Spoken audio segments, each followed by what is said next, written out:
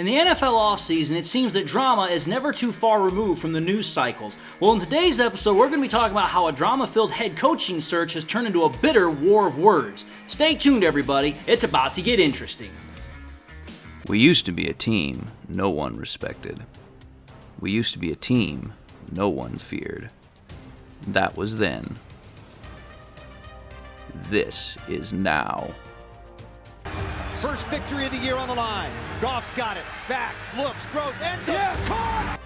You know who we are. 10-5, end zone, touchdown, Detroit Lions! And you know where to find us. We won't be far. We'll be on your front porch waiting for you. We are the New Era Lions. And we are driven by Detroit. Hello everyone, and welcome back to yet another episode of MCM Motor City Mania. I'm your host, David T. Pike, and as always, we're diving in. But before we dive on in, I just want to say to all my loyal fans and subscribers that are coming back, thank you all for coming back. Thank you all for your view, your support, and your patronage. And to those that are tuning in for the very first time, I just want to say thank you for devoting some of your time. I hope you enjoy the content, and I hope to gain your subscription if I've earned and deserved it. And with that being said to everybody, I just want to say I hope you're having a great day. God bless, and let's dive into the show here. So, I'm not going to beat too much around the bush here. We already know that the Lions have been able to retain Ben Johnson. He's coming back. This was news that I talked about in a previous episode. I'll put the link to that episode back up at the top. And the Lions fans, likewise, are extremely happy. They're extremely jubilant about the fact that the Lions will get Ben Johnson's services for yet another year as the offensive coordinator. It's good news for us Lions fans. And obviously, universally, usually around the NFL and for everybody else, the decision has been met with jubilation because, well, you have to think about it. Lions fans are getting a coordinator that they really love, they want to see come back, that has done a lot of good for the Detroit Lions. And many analysts that heard the news of the Lions retaining Ben Johnson's services for yet another year saw the move as a major win for the Lions because it helps them have another chance to go and get back to the conference championship game, possibly make a Super Bowl run. So again, for most people, this move that Ben Johnson, with Ben Johnson coming back to the Detroit Lions, it's been considered a really good move for the Lions, and a lot of people think it's good for them. However, though, not everybody is happy that Ben Johnson is back with the Lions. I'm just going to say this right now. This offseason saw a lot of head coaching vacancies become available, probably the most that we've seen in a while because there were 8 head coaching vacancies. And I would say this, most analysts very highly thought that the Lions were likely going to lose either one or both of their coordinators because they were so highly sought after. They got a lot of interviews, just like they did the previous year. But surprisingly, neither one of them got hired. Well, I'm just going to say this. In one of the more interesting offseason storylines, Ben Johnson and the team that was viewed most likely to hire him, at least in the last couple of weeks, the Commanders are engaging in what I would consider a very bitter and very dramatic war of words over social media. Now, what exactly do I mean by this? Well, let's get into it. This is where the story kind of goes off because this is where it gets really interesting and fun for me. So, like we already know, us Lions fans, the rest of the NFL world knows this. Ben Johnson has been a very, very hot head coaching candidate for the last 2 off seasons. And let's understand something here. For 2 straight off seasons, Ben Johnson has gone through a head coaching carousel of interviews and then has withdrawn his name from becoming a head coach and then staying with the Lions. Last year it happened when the Panthers were looking like they were about to pounce on him. He withdrew his name. The Panthers then hired Frank Reich to be their head coach. This year, the same thing happened. Ben Johnson went through several interviews. It looked like the Commanders were going to be springing themselves to hire Ben Johnson, and then all of a sudden Ben Johnson pulls out of the competition, pulls out of the race, and then the Commanders go out and they sign Dan Quinn, the Dallas Cowboys defensive coach and former Atlanta Falcons head coach. Now, that's what we know so far that is concrete and proven. However, though, what's different from this year versus last year is that last year when Ben Johnson pulled out, that was pretty much the end of the story. There was no, hey, you know what, this, that, or the other thing went on. It's like, hey, the Panthers really wanted Ben Johnson. Ben Johnson didn't want to leave. The Lions increased his salary. That was the end of the story. However, though, this year it has taken a much more dramatic turn of events because the Commanders, who are the most interested team in signing Ben Johnson, I would say the best way to describe it is they feel spurned in the fact that Johnson, due to two straight, kind of slights that have happened due to, social media, that they feel like they have been insulted. They feel like they've been slighted. Now, what am I talking about? Two different slights here. Well, I'm just going to say this. These are supposed slights. These are supposed things that have happened other than the one that, Ben Johnson just decided to say, hey, I don't want the job. The second one that I'm talking about, the supposed one I'm talking about, is that after Ben Johnson said, listen, I don't want the job, he pulled out of contention with the Commanders for the race of the head coaching job. That was the first slight.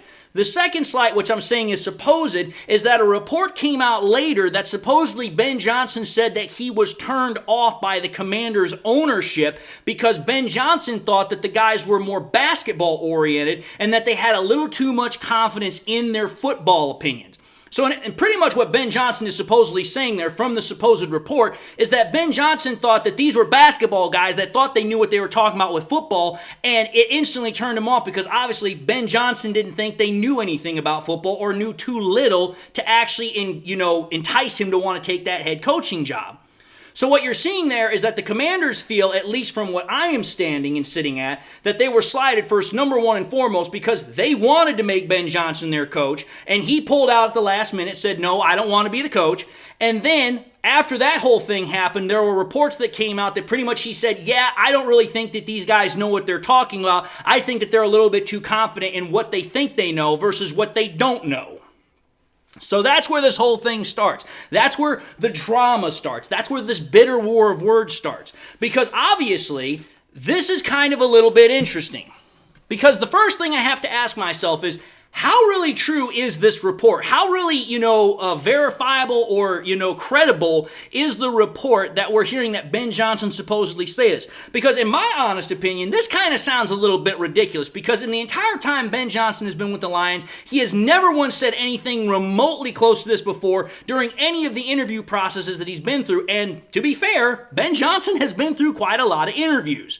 And anytime Dan Campbell has talked about him, Aaron Glenn, any of the other coaches or players, this kind of conversation has never ever come up before. They say that he's very kind, that he's very this, that, or the other thing, but this is not usually in Ben Johnson's wheelhouse. So to me, this doesn't make a whole lot of sense. However, though, that's me talking as a Lions fan. If I want to be fair to the whole argument, I have to kind of take a look at this from the perspective of maybe Ben Johnson did say this, but why did Ben Johnson say this? So let's just play the supposed art here that, maybe the statement is true and Ben Johnson did say this. Well, let's understand something here. Ben Johnson's not exactly wrong with what he said about these being basketball guys. You have to think about it. The two primary owners of the Washington Commanders are Josh Harris and Magic Johnson. Josh Harris is the principal owner of the Philadelphia 76ers, and Magic Johnson is a Hall of Fame basketball player formerly with the Lakers. So it's like both of these guys have very strong ties to basketball backgrounds. This is what they do. So to Ben Johnson, I would think that the idea of having a potential basketball approach to making a supposedly winning football team doesn't necessarily work. And let's think about it. Why wouldn't it work? Well, let's just think about the difference between the two sports. Basketball and football are not the same thing. Basketball is a 5-man team sport which requires very little teamwork other than the fact of, okay, you're constantly passing, you're constantly moving, you're trying to get the defense and the offense to work together. There's that teamwork. I'm not saying it has no teamwork, but let's put this in comparison to football here. You're talking about 5 guys on a basketball court versus 11 guys on a football field. A basketball court is nowhere near as big or as broad as a football field, so that right there is completely different. You've got many more bodies on the field, and you've got a lot more space to work with. Furthermore, basketball is nowhere in the same category, let alone the same freaking universe, as terms of physicality in terms of football. Football and basketball are completely different here. So when you think about it, football requires more moving parts, it requires more players, it requires more physical preparation and training, it requires a lot more teamwork. There's a lot more that goes into football, in my opinion, than basketball. I'm not saying basketball is a bad sport. I'm not saying that I don't think basketball is a good sport. I'm just simply saying when you compare the two in terms of how they work together, football has a lot more moving parts to it. So when you think about that, if, according to what we're hearing from Ben Johnson, if he thought that both Josh Harris and Magic Johnson were going to take a basketball approach to how they were going to go about building a football team, I could understand why Ben Johnson would have a problem with this supposed team philosophy and approach, because it's like, listen, you can't build a football team the same way you'd build a basketball team. It's just not going to work. In football, you have to worry about the salary cap a lot more than you have to do with basketball. Also in basketball, there's a lot of people that are constantly saying, hey, I want to bring this guy in to play with me. And after a year or two, I want out. I want to get traded. You can't do that with football. Football is a completely different kind of sport. It takes a lot more to make a successful football team than it does to be a successful basketball team. That's just my honest opinion. I know that I got some fans that are obviously basketball fans on top of football fans. I'm just talking about it from my perspective here. You're talking about 5 starting players with a couple of backups versus freaking 11 starting players on both sides of a football field, and you have to have backups for them to where you have a 46-man team active every single week versus in basketball, what is it, like maybe 20 players, if that? So again, you're talking about a completely different set of dynamics here. You can't have a basketball approach to building a winning football team. And that's, I think, where freaking Ben Johnson, if this statement is true, is coming from. It's like, listen, you can't have a basketball mindset to build a football team. It's just not going to work. So I can think that that's probably the reason why Ben Johnson, if the statement is true, would have made that statement. Now, obviously, of course, this would not be a dramatic, bitter kind of war or exchange of words unless the other side decided to say something. Because now we have to take a look at what the Commanders said in return to this supposed statement by Ben Johnson. So what we found out here is that the Commanders, after they supposedly heard what Ben Johnson had to say about this whole thing, they reversed course, and according to NFL insider Mike Garafolo, he said that he was told by them that they thought he did not particularly interview very well, and that they said that I've heard, and this is Mike Garafolo saying, that he heard that his personality, that Ben Johnson was not the most gregarious guy, not a Dan Quinn type of guy. So in their opinion, what Mike Garafolo was saying is that he thought that Ben Johnson was pretty low on the list at that point by the time they got to where they were at. So what the Commanders are trying to say is that, one, they were never really interested in Ben Johnson with that statement, and number 2, they're saying that the reason why they were interested in him is because he interviewed poorly. But the reason why this doesn't make any sense to me is because it sounds like a bunch of malarkey. It sounds like a bunch of horse hockey, which that's just a nice way of saying, BS. And here's the reason why this makes no sense. Here's the reason why I think this is a bunch of crap. Because I have to ask a series of questions here. There are 4 questions that I have to ask here that really kind of cut at this whole idea that the Commanders are saying, oh, well, you know what? We never really were interested in Ben Johnson. He didn't interview particularly well, blah, blah, blah, blah, blah. Okay, here's my first question. If Ben Johnson was never really a candidate, a serious candidate, then I have to ask this question. Why, before the Lions went to their conference championship game, there were several reports that the Commanders had him as their favorite candidate, as their prime candidate, as the one that they planned to hire? There were a lot of reports that were coming out from a lot of different people that after the conference championship game, the Commanders were going to put in a serious offer to want Ben Johnson to be their head coach. I heard it from Schefter. I heard it from freaking Pelissaro. I heard it from Rappaport. There were a lot of people that all said the same thing, that Ben Johnson was the favorite for the Commanders. It was before the conference championship game. So you can't tell me that what the Commanders are saying, that he was never a serious interest of theirs, has any merit. At that point, you're pretty much saying, oh, well, we're trying to backtrace here because now we look like a bunch of idiots. So there's that point. The second question I have to ask is this. The Commanders supposedly told Garafolo that he had a bad interview. Well, if Ben Johnson was such a bad interviewee, why would you give him a second interview? If he was as bad as you say he was, giving him a second interview literally is counterproductive to the whole process, and it literally makes no sense. I don't have to interview somebody a second time to figure out if they're a bad interviewee that, okay, you're not a fit. Because it's like, if you were a bad interviewee the first time, chances are you're not going to give a good impression the second time. You only have one chance to make a good first impression. And if you screw it up, chances are most people are not going to give you a second chance to do so. So to me, it makes no sense what the Commanders are saying that, oh, well, Ben Johnson was such a bad interviewee, we didn't really think of him as a serious candidate. Well, then why did you plan to set up a second interview with him in the first place? That to me makes no sense. And then, point number 3, to further expand upon that point about the second interview, I asked this question. If he was such a bad interviewee, not only why would you give him a second interview, but why would you fly team officials out to Detroit to interview him and Aaron Glenn?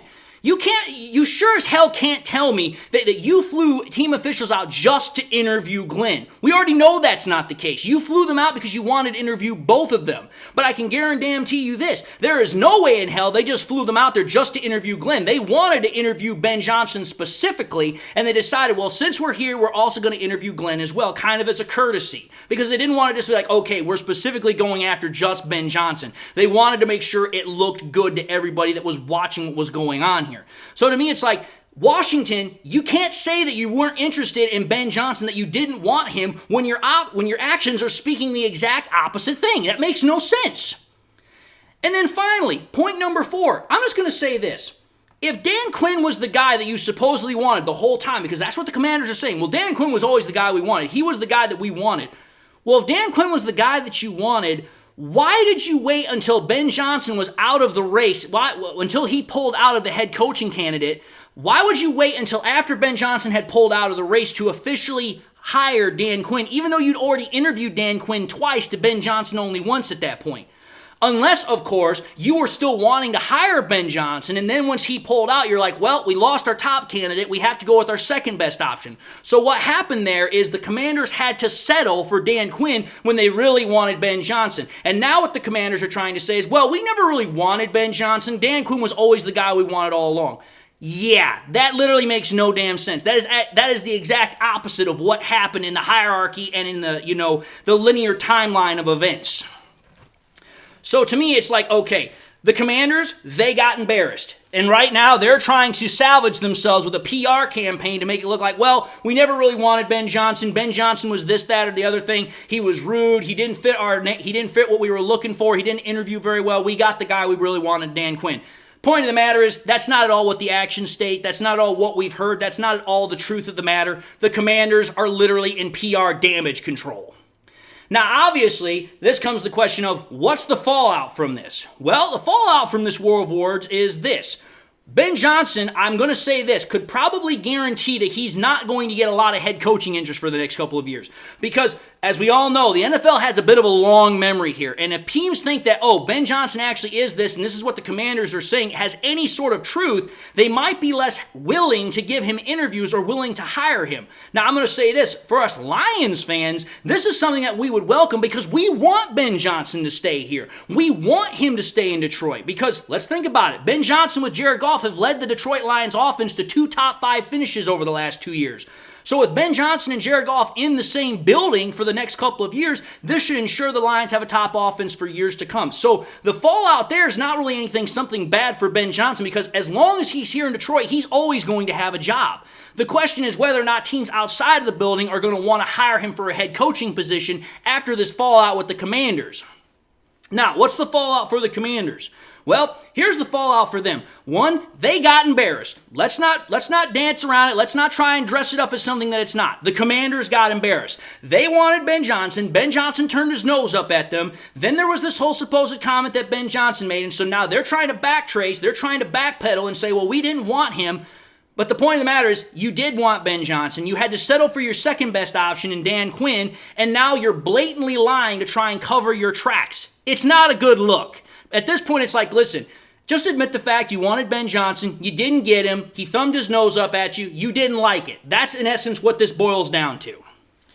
But anyway, like I said, lots of drama, lots of bitter words, lots of a whole bunch of stuff that's going on right now. Whether or not it has any impact long-term on Ben Johnson remains to be seen. Same thing with the Commanders. But in any case, I figured this would be a good video to make for the second half of the day. So with that being said, I just want to say thank you all for watching yet another episode of MCM Motor City Mania. If you like what you saw, by all means, I highly encourage you all to watch the next episode. Also encourage you all to do one of these 3 things. Like, comment, and subscribe to the channel. If by chance you subscribed in the past and you forgot to do so at the time, or you just subscribed and not had a chance to do so, please, please, please subscribe to the channel. It really helps me out. But I also want to encourage you all to make sure you turn on that bell notification icon as well, so that way you never miss any more content that I push out. I also encourage you all, please, to share this content with your Lions fans and family members. Share it here on YouTube, share it on Twitter, share it on Facebook, share it anywhere and everywhere you can with everybody and anybody that you can. The more we share it, the better the channel spreads, the better the channel does, and I'm thankful for each and every share, just like I'm thankful for each and every subscription.